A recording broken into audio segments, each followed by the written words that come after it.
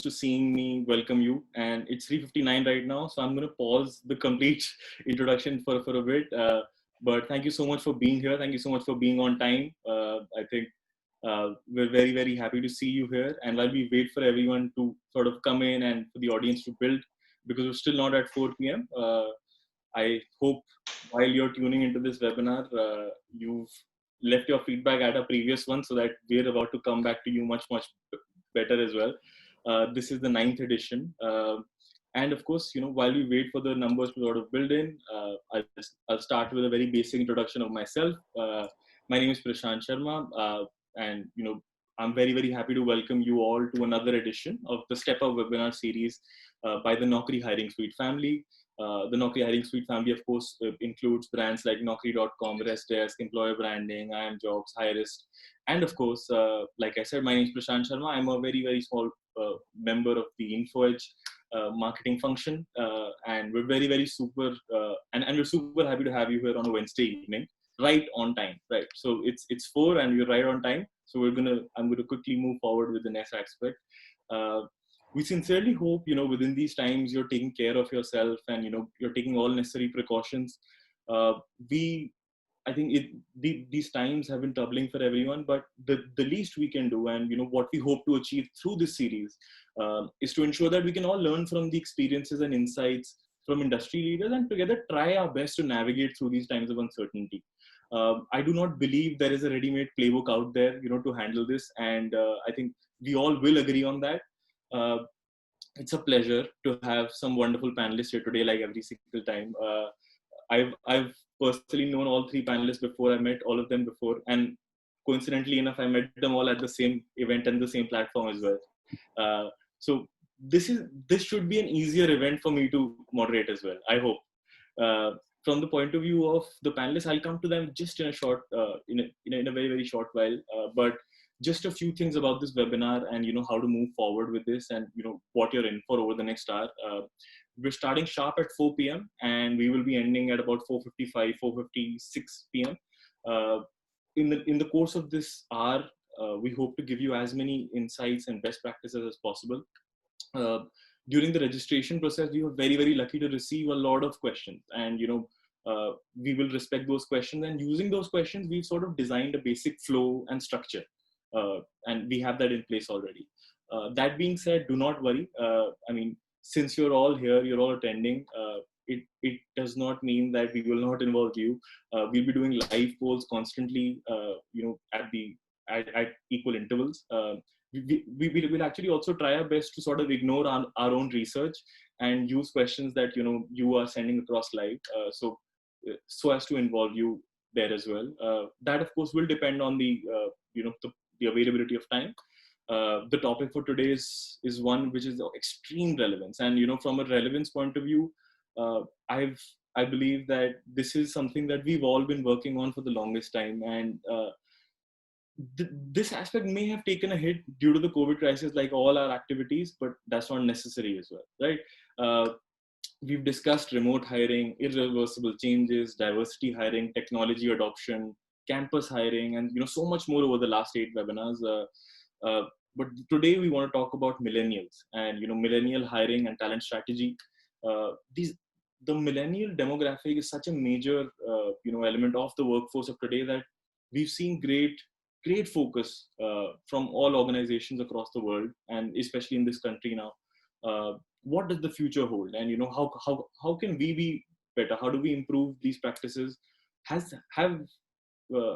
things changed due to the COVID crisis for this demographic, right? Those are some of the aspects we want to touch upon, and in general, we want to give you more than you sort of came to the webinar with.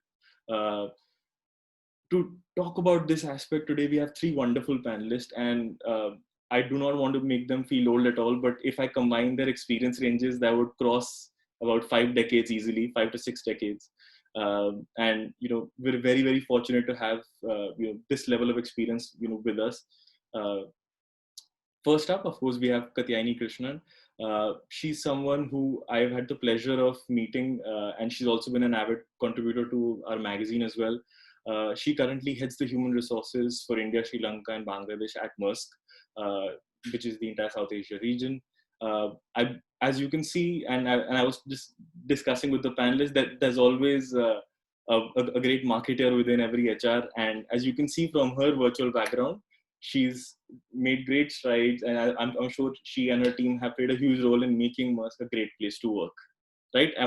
Have I done it well? Yes. uh, Next up, of course, we also have we have Poonam Ajgaonkar. She's the Human Resource Director India at Experian.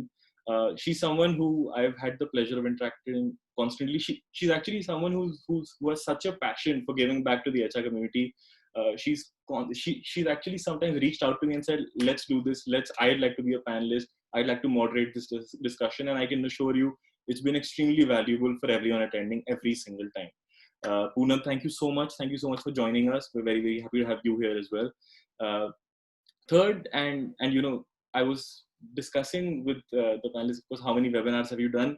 So Colin said he's done 18 so far, or 18 plus. So what that means is that I don't need to introduce him very well because you've already seen him at some other webinar already, probably, right? But apart from that, what I would like to let you know is that he's general manager and head human resources at Voltas Beko. Again, an organization that's made giant strides in recent times. We're very, very happy to have you here, Colin, as well. And with that entire panel, it's wonderfully diverse, it's wonderfully experienced. I don't necessarily need to sort of spend too much time talking anymore. So this was the tough part, and my part is largely over, right? Now I'm going to just sort of, now I'm just going to help the panelists sort of pass the ball around, right? Now, first up, like we always do, there aren't elongated introductions here. On this webinar, on this series, you will have some nice contextual questions, and we're going to start with the basic rapid fire for each of the panelists, and starting with Poonam. Poonam, one positive, impact of COVID on your personal life, and one positive impact on your professional life. Go. Okay, I'll go with personal first. I think I've upped my culinary skills by several notches in these 4 or 5 months. So I'm extremely proud of that. And professional would be, I've always had this thing that as a leader, you should be able to maintain state, at least for the sake of your people. So I think I've done that. I've managed to do that extremely well, even during these challenging times. So yeah, that's me. Fantastic. And as you could see, I'm sure that is something that we can all relate to. I think it has forced a lot of us to get into the kitchen, even if we never wanted to, the COVID crisis. And it may have been a blessing in disguise like that. Katyayani, I'm going to come to you next. One professional positive and one personal positive. Let me go with the professional first. All of us have learned to work from home, but the virtual setting, the doors that it has opened, the variety of things we are doing from, we just discussed the number of webinars, which is the learning bit, to celebrations, to meetings. So the variety, the agility, then adaptability of, the teams, that is amazing for me. That's the biggest learning. We underestimate our ability to be agile. And on the personal bit, I took off a few days back once the COVID crisis kind of we settled in with the new normal. And people said, "Where are you going?" I said, "I'm going to travel." They said, "Where are you going to travel in this COVID thing?" So I said, "I'm going to travel inside because I can't go outside." So I've done a lot of work on mindfulness and meditation. I think that's really added to me, and also brought the positivity that I need for the others as well. And of course, the culinary bit that Poonam mentioned. I don't know if it is a virtue or a necessity, but that one as well, yes. Fantastic. I think adaptability and agility has to be possibly the most key aspect that I think we've all realized about our own professional teams, at work. Thank you so much for that wonderfully honest share as well. And I'm going to come to you, Colin, next. Colin, what have you sort of gained personally and professionally from the lockdown? So Prashant, let me start with personally. And, I'm an avid traveler. I love exploring places, capturing memories. I think this lockdown has really given me an opportunity to unlock those memories. And what I've done is in the last few months, I've taken a bit to, look through all these pictures, write about these places, the places that I visited before, and, started posting these pictures and photographs somewhere. And I think over time, I feel, this has helped me, revisit find more meaning to each place that I've been to before, and help me cherish those moments that I had before. I think this, to my mind, over time, I hope to build a larger community of travelers and explorers. So that's the personal part of it. From a professional standpoint, I think Voltas Beko has been a new company in the consumer durable space, and I've been quickly growing, building up my team over the last few months prior to the lockdown. And during the lockdown, we really had an opportunity for all of us to get together and far more regular interaction that took place between each other. I think this helped us, chalk out a strong agenda, prioritize our focus areas. Each team member took up specific areas and were able to do stuff and do much better. Leading the team, I felt today I have a far more stronger, a far more cohesive team, and that's one of the strong positives. It's helped me build collective brilliance with each other. Again, I think without a doubt, I think everyone wishes they could travel much more right now, and it has given all of us a chance to look back as well as to how much we have traveled. No one's taking that for granted anymore, for sure. Absolutely, Prashant. Absolutely. Right. I think at this point, while we've sort of had our first conversation, the participants are also building nicely. I think now is the right time to involve all of them. And our first poll is just about to come up on the screens. The first poll is very, very simple. Do a quick math in your head. What percentage of your workforce is millennials, right? Less than 20%, between 20 to 50, more than 50%. Just for clarity, anyone above the age of or born after the 1985 range would be considered a millennial, and I hope you guys are all considering that while picking the options. Right, so I think it's a pretty simple question. So I think we'll just see the results in a few seconds now. I think we can close the poll. And right, so as you can see, I think a lot of us. So there are only 10 to 11% of you that are saying that less than 20%. So everyone agrees that millennials are a huge chunk and a major important element of the workforce. And that helps me transition into the first question, and I'm going to put the question to all three of you, because I think this is something that you would have all experienced, seen, realized that they're not true, and you sort of try to convince your teams about that as well. If I was to ask you, what are some myths around millennial hiring, or not just hiring, in fact, millennials in general at the workplace? And I'm going to go one by one, and this time I'm going to go in reverse order. I'm going to go to Colin first. What are some myths that you've seen, or some preconceived notions that you may have also had that have absolutely gone right in front of your eyes, within your experience or something you've heard? Colin, absolutely, Prashant. Thanks a lot. Really, when I saw that poll, and I think that was very interesting because I was at the top end of the poll, primarily because it's a newer company, so we are really building a cadre, at various segments, and I think we have a fairly young workforce, the majority of which are millennials. So I was very excited when you told me about this topic. But and we've been hiring a number of millennials, I think, over the last 6 to 8 months, significant number of them at the factory as well as at retail stores. So really, I think if you ask me, millennials cover a cusp of two different areas, which is people from the 20 plus, 22 plus, and then going on to almost late 30s.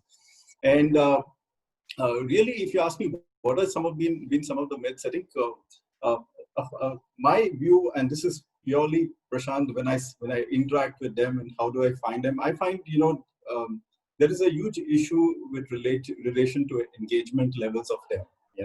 And I find that most of the young millennials, their engagement level, to the workplace is kind of a bit challenging in that sense. How engaged they are.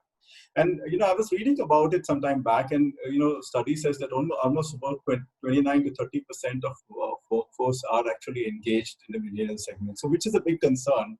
And when I actually went ahead and really went into deep to really interact with a number of them, particularly we have a number at our factory in Sanand, and we have a number of them who are placed in the field in retail stores. I do see that whatever has been really put together is so very true. There is a huge amount of engagement. disengagement that is there. And I think it's very important really to help these people really, channelize themselves in terms of, performance, fix goals for themselves, show them ways to strengthen the sense of purpose. Yeah. And that I think is something that, many millennials have been striving for. So looking for a sense of purpose in wherever they feel that there's a lack of sense of purpose, or it is not aligned with what they think for, that's where the engagement level starts dropping. So this is one bit that I've seen, and and when I've actually experienced them, I found that that's an issue there really. The second is about, and this is, we've been through various generations. The earlier generations really stuck onto jobs from the time they joined as a graduate engineer trainee or a diploma engineer and so on, and actually retired from the company. But this phenomenon is usually changing. So what's really happening with the new generation? There is a huge propensity to shift jobs very, very quickly. And I think the biggest challenge for HR and I would say not only HR but for each people manager is to find how do you really keep them engaged with the company when they are quickly have a propensity to shift to different jobs and look at different areas that will bring out the best in them. So I think some of the thoughts that came to my mind is, is there a good way to keep them sufficiently engaged in providing them the right opportunity for, maybe higher education and so on and so forth. And, with my experience of hiring a number of engineers in the past, I think there was a huge opportunity to, provide them higher education. I think that brought about a lot of stickiness in being with the company. Yeah. I think that's the third thing. So you were able to actually sort of say that this was something that you thought was a problem with regards to their engagement and everything. Yeah. And then you were able to get to the root cause of it actually. Exactly. Yeah, absolutely. So that's what I was looking at. And the other part of it, Prashant, was the overall ability to work in collaboration with people. So these are a bunch of people who like to work in teams. They like to be part of a team. They do not want to be working in silos or working in isolation, And I know this lockdown has kind of put some of them to some extent in that situation, but they still try for collaboration. So how do you are able to collaborate? How do you are able to bring people together? And I'll tell you what we did very quickly. Once we reopened our factory setup, we got a number of them to work together on various programs, and I think that slowly brought about a meaning to their job, of sense of purpose to what they've been doing. And the other part of it is, they're also looking for compensation. Now, that, to my mind, they're looking for compensation that's also very competitive. Now, certainly compensation is such a topic that everyone wants the best compensation in the market. But I think the more I've interacted with a number of millennials, and I'm looking at two categories here: one at factory level and the two at sales and service level. I've seen that there is a huge propensity to increasingly look for slighter delta change in compensation and so on and so forth. So there is a lot of focus on wanting to, compensation, which is very important for their continuity and for them to do work. And the other one that I thought about is basically finding innovation. Yeah, that's really, so they're focusing on continuously wanting to do certain things that will benefit or to have a larger purpose for the organization. So these are some of the myths that I had in mind. And when I slowly went into the detail, I found that these guys were actually having that ability to make that difference. So that's fantastic. I think as you shared, I think a lot of these aspects are things that we expect or we talk about, with regards to millennials. I think the average tenure aspect is something that I think has been discussed quite often. Poonam, would you like to add something? I'm going to come to you next. Firstly, I hope I'm clear. Somebody from those attending us just mentioned that voices aren't clear. Yeah, it's clear. So I have a very contrarian view, and maybe we'll come to it in the latter half. But since you're specifically talking about myths, I think some of the myths that have been debunked over a period of time are that millennials appear as casual. Some of the things that Colin actually said, I do think some of them still exist as myths. in terms of wanting more compensation, or just in terms of retention being an issue, wanting instant gratification, wanting praise for everything that they're doing. I think these are some of the myths that I personally have seen have been debunked over a couple of years for me. So sorry, Colin, but I just have slightly varied opinions, so this may be interesting. Perfect. I think so. I mean, like you said, that these are aspects that we talk about, and these are aspects that we sort of walk into conversations about millennials with. Katyayani, in your own experience, certain things that you've seen have been myths that you walked into, but later have sort of been proven incorrect. So, I come from a traditional industry. So, unlike the perspectives that you've got from a very young population that they have, average age at my organization is in India is 34 to 35. Okay, so we are not very, very young from that perspective. And while interacting with millennials, one of the big, I would say, unconscious biases that people have is that these guys are very entitled. They've been born with everything, they did not have to struggle. So they'll come with this entitlement mentality, this much I should get, this is what I will do. And the other thing is they're lazy. So especially I'm a Gen X, so we have been working very hard, very long. That's what we take pride in. And these guys are that they don't work that many hours, and various things in life is important to them. Work is only a part of it. So those are some of the biases that I see leaders struggling with. But what I have realized in my experience is that yes, they may not be working very, very long hours like some of the previous generations, but they work very smart. So they know what counts, and then they jump into it, and they try and make an impact quickly. And while they have been brought up differently, so it may appear that they have entitlement, but they're also very good at letting go. This whole rental culture has come from the millennials, right? You talk Yeah. about now you have rentals on all everything, right from housing to furniture to, like, they have even designer clothes and everything. They don't want to own anything, so for them it's very easy to let go.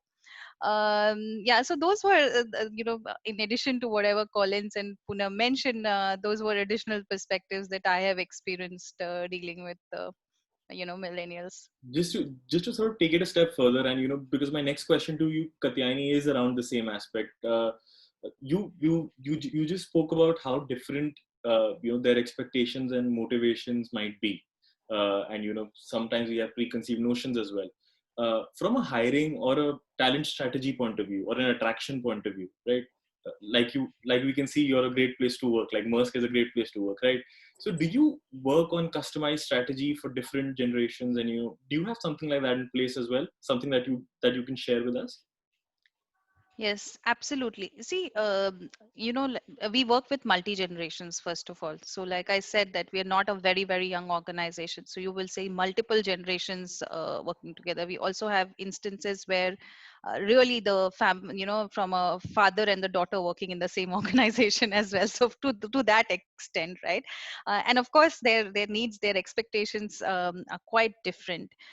So like I was saying, you have to understand the audience. So they were born with a lot of facilities, a lot of other enablers that the previous generations did not have.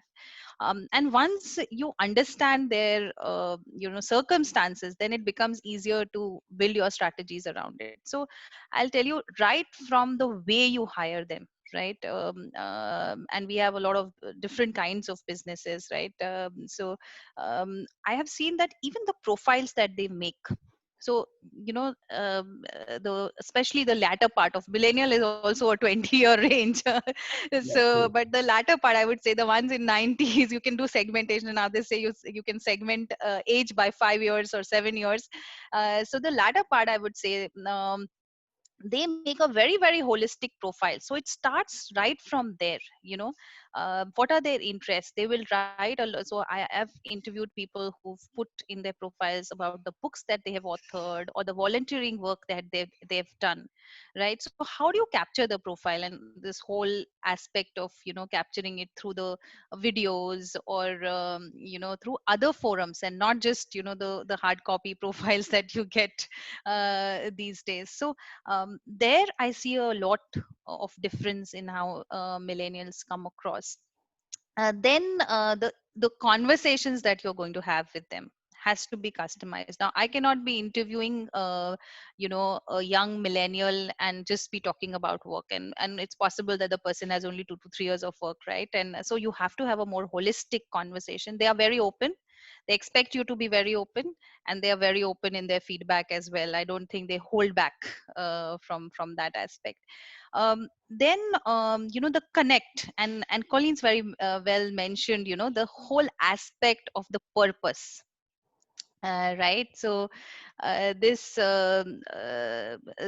purpose thing is very important, and for us, being in an organization which is always connecting and simplifying, from a trade perspective, we are very environmentally conscious because we are in the industry that has a huge impact on environment as well. Those things are very important. I'll tell you, I hired somebody from a very premier B school, and then as you may know that in last few years we have been transforming very at a very high speed, and our strategy changed, and this girl quit. And I'm asking her, like, what happened? And she's like a star performer and everything. She says, I don't agree with your new strategy, so I am going. These are things in my training. Almost I'm going to complete 2 decades. I think you were very kind in the introduction, but yeah, I've never seen this happening before, right? Yeah.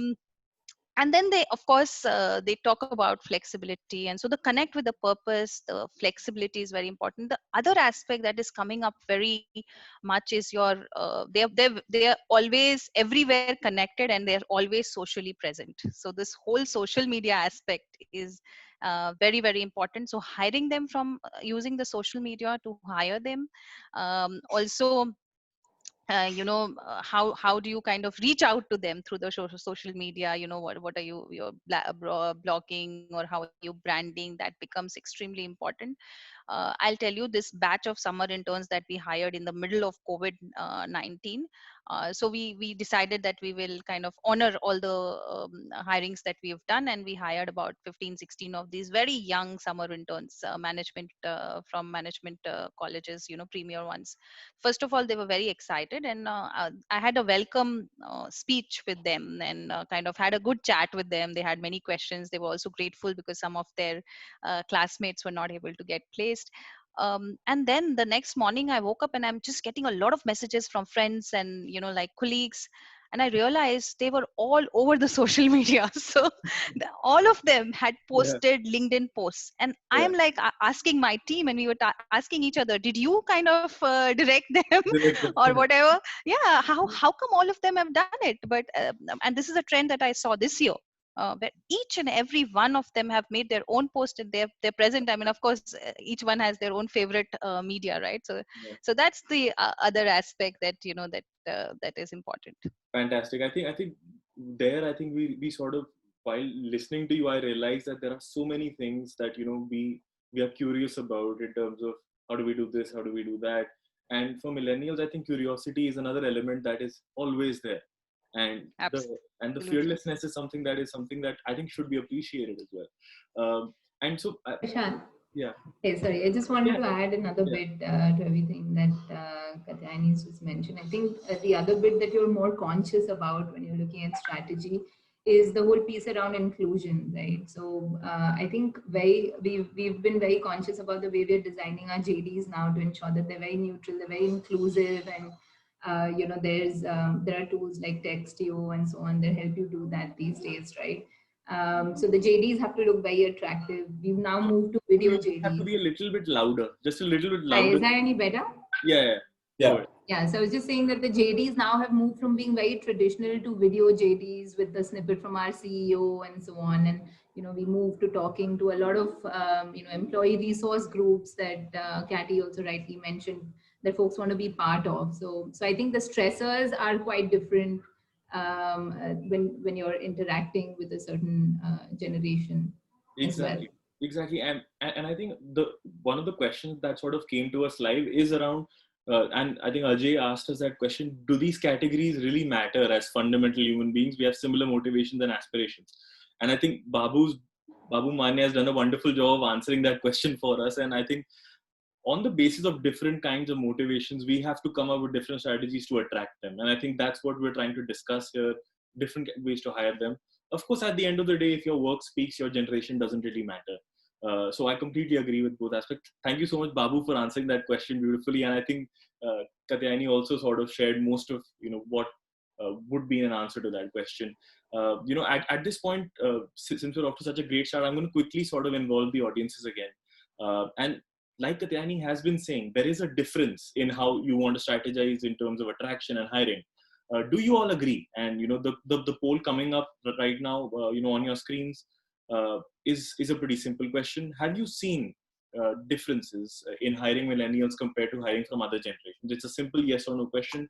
We just want to see, what you were discussing. Do you agree with it, or have you believed, or have you actually not had a different strategy at all?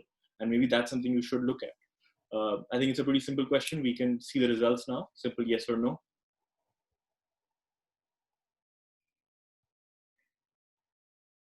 Right. So I think 90% of us are all on the same page. To the 13% that aren't, I think I hope to sort of give you enough through this webinar by the end of it that you realize that it is important to have a different strategy, for different segments, like it was discussed. And I'm going to quickly move on to the next question as well.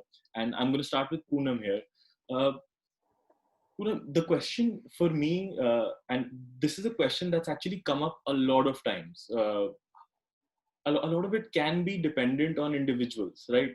How they manage millennials and how millennials look at individuals. So from the point of view of, with your current, previous, any organizations, any peers that you've seen, and I'm going to come to Poonam first, and then I'm going to ask Colin as well.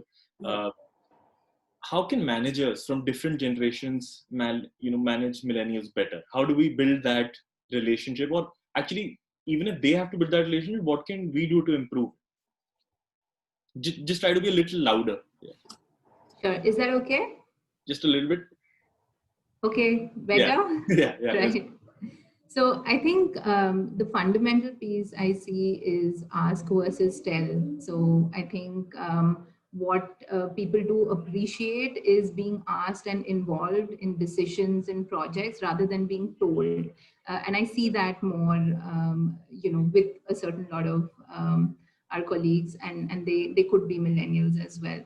But I also do feel that there is a general stereotype, right? And then there's something that they call, there's a certain sort of perspective that's called age meta stereotypes, which means, while stereotype is we're thinking about what others are, but others are actually thinking, what are they thinking of me? Right. So I think that causes a lot of discomfort in a multi-generational workforce. And that's something I honestly feel that managers and leaders should be very conscious of. Right. So something very interesting, one of the reads that I saw was there was a certain experiment conducted. And there were two sets of people, and there were the baby boomers and so on, and the other group was really millennials. And they were being trained on using the Google chat function.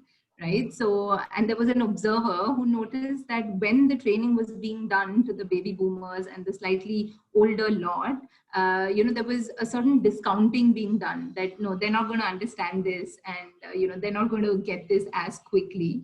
And that obviously put that lot in a certain spot.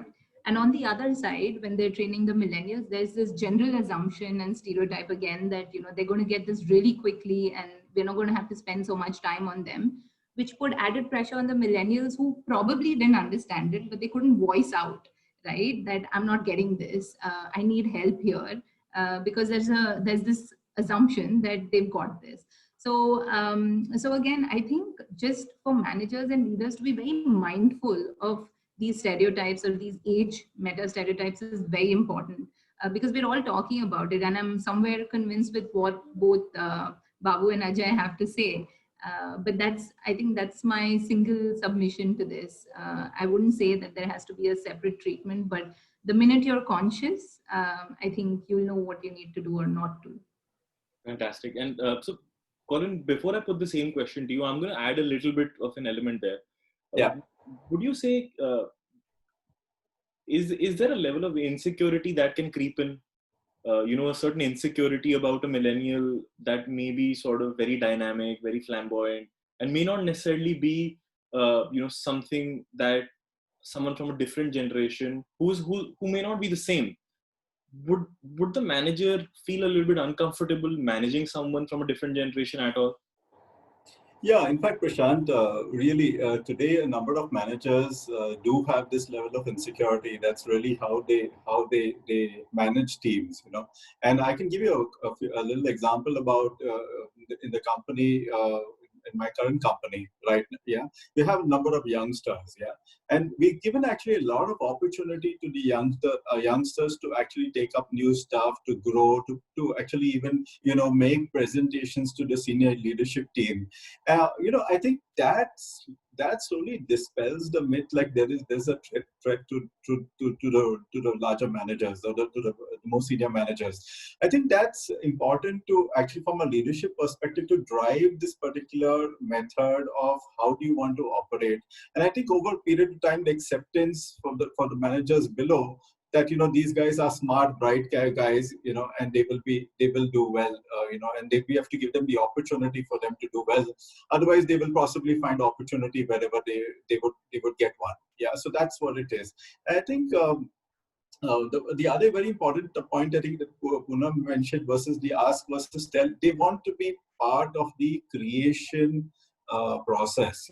So if as an organization, if you're able to show them the big picture, and you're able to then drive them accordingly, that will actually bring out the best in them. I'll give you a very quick example over here. When we articulated the strategy of our organization and our divisions in the past, we actually had a number of communication sessions across. Yeah. And I must tell you that within our communication sessions, we had a bunch of sessions with some of the management trainees and the graduate engineers and so on and so forth. And I must tell you that the level of engagement with these people was phenomenal, because they wanted to understand what was their role and where's their connection of their role to the bigger picture, to their division, to their department, to their function, and then to the performance of the organization. Yeah, and we helped them draw that picture. We actually helped draw that entire picture, and I think that gave a lot of sense of belonging to the organization, and doing whatever I'm doing makes a difference to the company, and so on and so forth. The other thing is give them an opportunity. If you want them to really thrive, if you want them to do better, give them opportunity. So put them into various kind of projects or various kind of groups that can actually bring out the best in them, really. And I've seen that we've had teams that wherein we put in a mixed bunch of people, some millennials in, some more senior lot in, and I think they were able to learn, grow, and they were able. Some of them have actually stood up and actually stood brighter than the rest of them. So I think that's a big thing. If you want to make these guys grow and do much better, give them an opportunity really over there. And I think these guys really thrive for the opportunity. The other part of it is help them build an identity for themselves. They thrive for that. They thrive for brand. They thrive for being visible in all sorts. So help them do that. Give them an opportunity. Yeah. And show them recognition, appreciation, praise. This is what this generation, this entire generation is looking for. I think if you're able to do a bunch of these things, that will keep a far more engaged, connected bunch of guys, and who are actually going to be a majority of your organization to take your organization to the next level. Great. I think as you shared that, I think having that opportunity and knowing that this is where I fit into the big piece is, yeah. I think that is key. I think we can all agree that's key to a lot of opportunities and opinions that millennials will have with regards to the workplace. Next question, and I'm going to ask both the ladies this one, and the question is, I think it is something that I'd like a slightly macro, opinion on it if possible. Uh, multi-generational workforce is the norm, and it is something that a lot of organizations can't shy away from. I think you've got to have every aspect. I think we speak about diversity a lot, and this is a very important element of diversity as well, the generational aspect. uh, what are some policies, through the HR, that HR can actually introduce or use to encourage that progressive environment within the workplace? And if you have any best practices, any things that you've seen work, one or two each, I think it would be great. I'm going to start with Poonam first. Right. So, from a policy standpoint, I did mention, I think, policies and strategies that we've taken from a hiring perspective, I did shed some light. Yeah. But I think flexibility is one thing. And I think COVID's taught all of us that. So, by default, now we've all moved to being a more flexible workforce. But it's something that we started much earlier with our analytics and our tech teams, given the kind of projects and systems that they work on. We moved to a flexible kind of work arrangement for them quite some time ago. I think not just from working hours perspective, but also from, just the way they dress up. So I come from a very, traditional, I work with Maersk as well. So I always had that thing in my head that, dress code has to be very, very formal at work. But I was in for a shock when I came here, and I realized that there had to be some of those policies which had to be eased out a little bit. So I think that's one thing. The other thing is, just building and communicating very strong career pathways. So I've seen that, a lot of them come back saying, okay, what's my next? What's my next? What's the next step? Are there internal job postings that I can apply to? Are there gigs that I can do? So we have an entire portal dedicated to gigs globally. And it's not necessary that you apply for something that is your area of interest or your area of work. You can literally apply for a 6 to 8 week gig with any manager across the world. So we made that available. And I think mentoring. So we have another portal for mentoring. We have global mentors again signed up, and then mentees can go and select who they can actually have a mentoring relationship with. So I think I can actually see that Jaya Raman has actually asked that question, that, please share your views on reverse mentoring. I think that is something that I was hoping that you both could actually shed some light on as well. Right. So, we've obviously looked at the traditional way of mentoring right now, but, some of the leaders that we've had have also explored reverse mentoring in some ways. So I think those are some of the things that we've done pretty well. And I think, one more thing that comes to my mind is creating a good pipeline of, young women leaders. So again, we have a specific program that we run for that. So it's a year-long program where we select, some of the young women talent, and we assign people from the leadership team as mentors to them. So that's something that we do quite differently as well. Fantastic. Kalyani, what would you like to share on the same? Yeah, so first of all, I'd like to tell Poonam that since she left, we've changed our dress code. So we are getting there, like no, I think it was just that, we recognize the importance of, giving that flexibility. So like she mentioned, this whole thing is not very, I told you, we come from a very traditional industry. Our workforce, a very small workforce currently, is actually very young. But we have long tenures of people. That's why we say that we really multi-generation, multi-diversity. When you say generational diversity, you really see it happening at workplace. So this, I actually agree with Ajay when he mentioned that to an extent, while your policies, you make it in a way where, it's like segmentation. that you have different personas, right? So whether you're introvert, extrovert, you're from which gender, what is your ethnicity, what is your generation, you can have multiple different, if you want an inclusive workplace like we were discussing, you have to have these different perspectives. So you have to have all these different aspects that are present, and whatever Poonam likes she can choose, whatever I like I can choose, what Prashant likes he can choose, if Colin likes something else that should be also available. So making different things available and giving you the flexibility to choose is, I think, our role, and that is the way that we are going. So flexibility of workplace is new to us. This whole work from home, while we had it, we did not have it in such a big way, but it has been embraced very well. So flexibility of where you work from, flexibility of what is your work model. The gig workforce or liquid workforce is unheard of. So while we are behind the other panelists from an industry perspective, but with all humility I would say that we are also leading our industry in some ways, in our Yeah. own industry. These are new things. So we are trying those things out. So from a work culture perspective, there's a lot of investment. We embrace a lot of new things. Then from a workplace perspective, like I said, all this flexibility that we are applying. Other than that, for different, a lot of these millennials are also new parents. So we have a parents portal to help them through it. We have, a back to work for women who are coming back after taking a break. We have that. We have also we have very progressive leave policies to support you in different stages of your life. So and I'm seeing it much more than ever right now. Also a lot of focus on health, and it's also my personal passion, this whole yes to health thing. We have an app which also gives you a lot of options, mindfulness, employee assistance program, and not just when you have like a big problem, but for everything, for parenting, for teenagers, for different stages require different things. So that is another thing. And the last part that I think which Poonam also touched upon is this whole learning bit.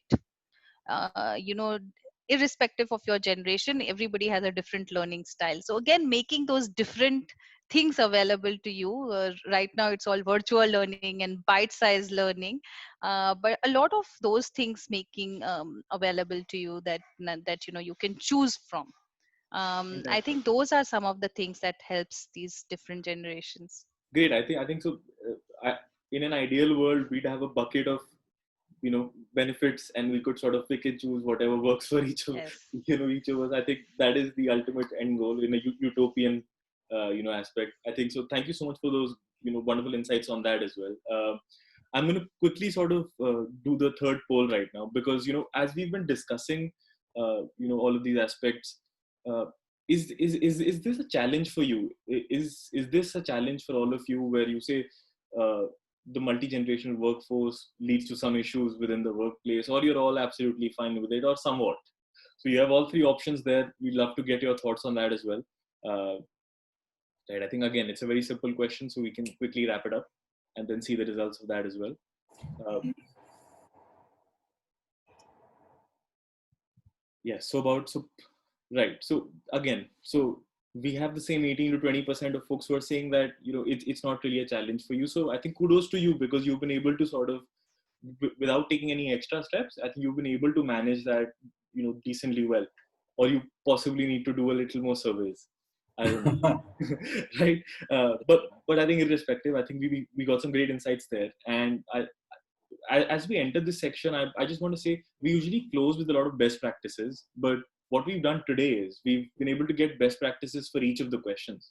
So I think I can effectively say that this next question is something that I'd love to hear from each of you. And this question, I think, if I was to sort of ask you about what are your three core building blocks for an EVP designed to attract millennials, I think discussed about we've discussed a lot of things about flexibility and purpose and learning modules, everything.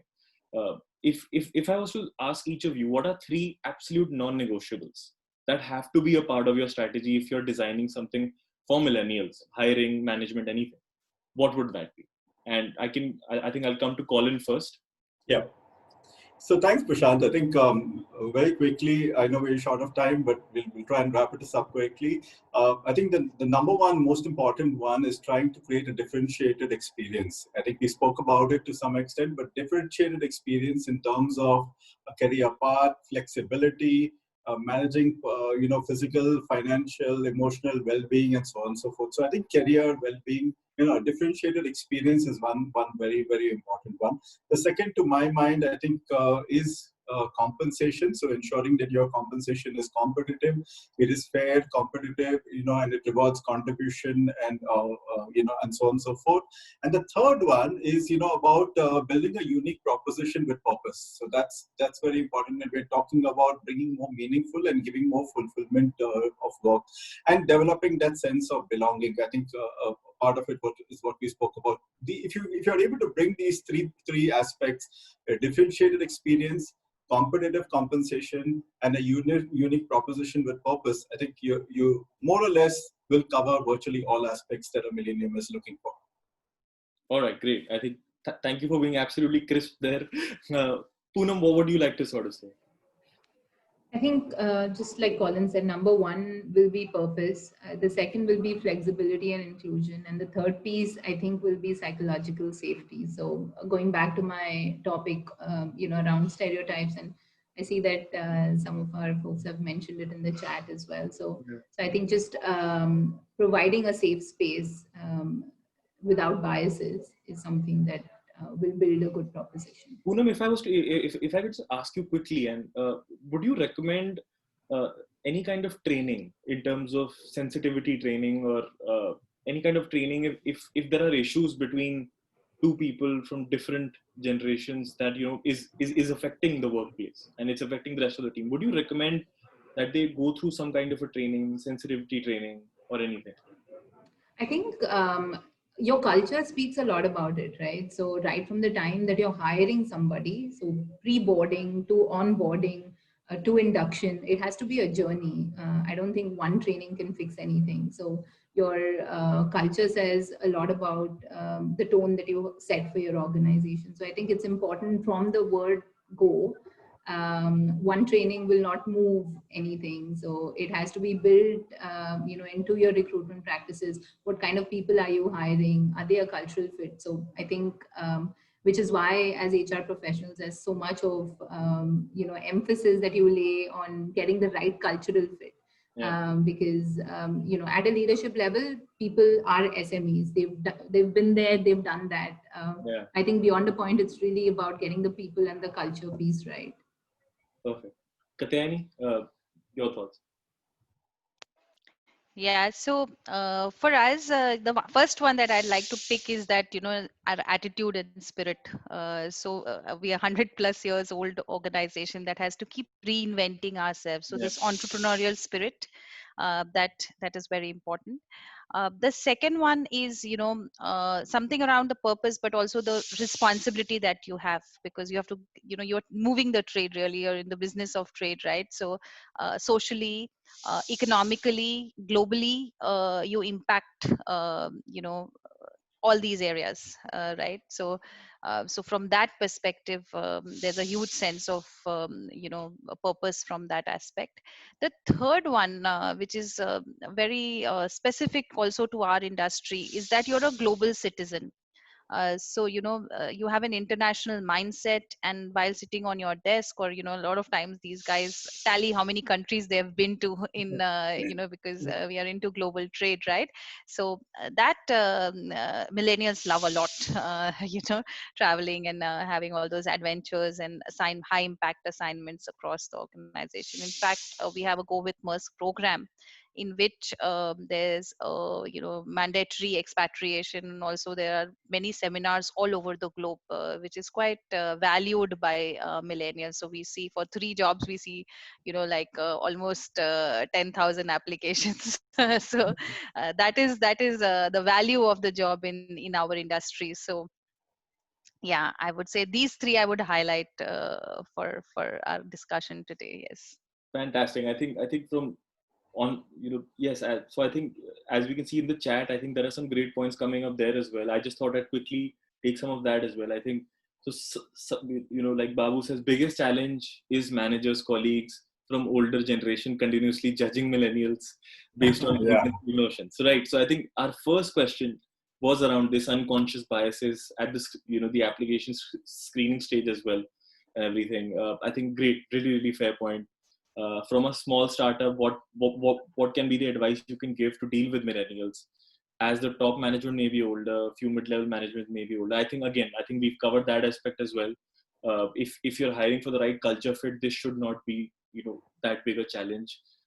But again, I think one thing that I would like to say is that even though we've shared a lot of best practices, and I think this has to be one of the most effective best practice webinars that I've sort of hosted recently, because everyone's spoken about their own experiences and something that they've executed at their own organization. Yeah. But at the end of the day, you have to find your own move. Like a lot of this will not be, it will not fit like a glove, right?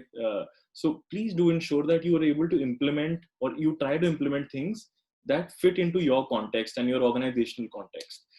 And which is why all of these feedback and all these insights, we never say share it from your current organization. You can share it from any aspect of your career, and I think that's what the panelists have brought today as well.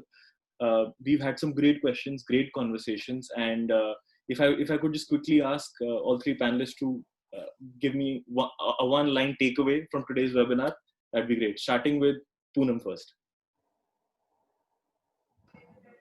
So you want to know how I felt about the webinar? Anything that you'd like to say to all the attendees before we wrap up? Right. I think the number one, and I'm just going to, emphasize on the fact that there has to be a certain openness, and the way we approach each individual has to be free of biases. I think that's number one for me, and I think that's been reiterated by my fellow panelists also in some ways. So, yeah. Fantastic. Katyayani? I would say that it's been a great learning session for me as well. Also from my fellow panelists, as well as the questions that we are seeing here. So my takeaway is a lot of learning, and I think we need to continue, whichever generation you are from. I think that's what we need to take away from today's Continue discussion. learning. Yes. Yes. Colin? Yeah, I think it's been a wonderful conversation with the three of you. Completely loved each one's perspective to things. But if I were to give one takeaway, and one specifically to millennials and what we need to do, I think they constitute a large amount of our workforce, and organizations must continuously invest in the millennials, and because I think that will help take the organization to a larger level further. I think beyond that, it has to be a continuous process, because it's not casted in stone. We need to continuously focus on innovation and continuously focus on adapting to generations and be more flexible as an organization. I think those organizations that are more flexible will actually thrive going forward. Fantastic. I think so. We've been able to retain about 90 to 95% of the entire audience today. And as I can see, I think Babu's asking me if I'll be sharing the recording. Don't worry, you'll get all the content. It's all, like you were saying, if all of Katyayani's interns are posting and they post, so don't worry, we are the hosts of this. We will post for sure as well. All of that will be available across social media platforms, and we'll share links to that as well. Thank you so much for being such a lovely, engaged audience. To all the attendees, wonderful, close to 100 folks we've retained for most of the hour. To all three panelists, it's always a pleasure talking to all three of you. To the attendees, please make sure you fill the feedback form on your way out. If you don't give us feedback, we're largely doomed. We won't be able to do anything without your feedback, and we won't be able to continue to do this every 2 weeks. In conclusion, again, thanks to everyone, thanks to the panelists. But at the end of the day, I continue to wish all of you the best of health, and I hope everyone's taking the right precautions, and you're all doing a great job of taking care of yourself in these pandemic times. Anything that has come our way, it hasn't been easy. We've never had a playbook for any of this, but I think we're all learning from each other. And like Katyayani said, that is something that should stay constant while everything changes around us, right? So thank you so much to all the panelists. Thank you so much, to all the attendees. And thank you so much. Hope to see you next time again. Thank And you. Thank you Prashant, everyone who Prashant, joined. thank Thank you, You've been a guys. fantastic Stay Prashant, sponsor. safe. Kathy, Thank you, Colin. Bye. Thank you for always sending me that last compliment. Thank All right. Thank you so much. you. Bye. Thanks, guys.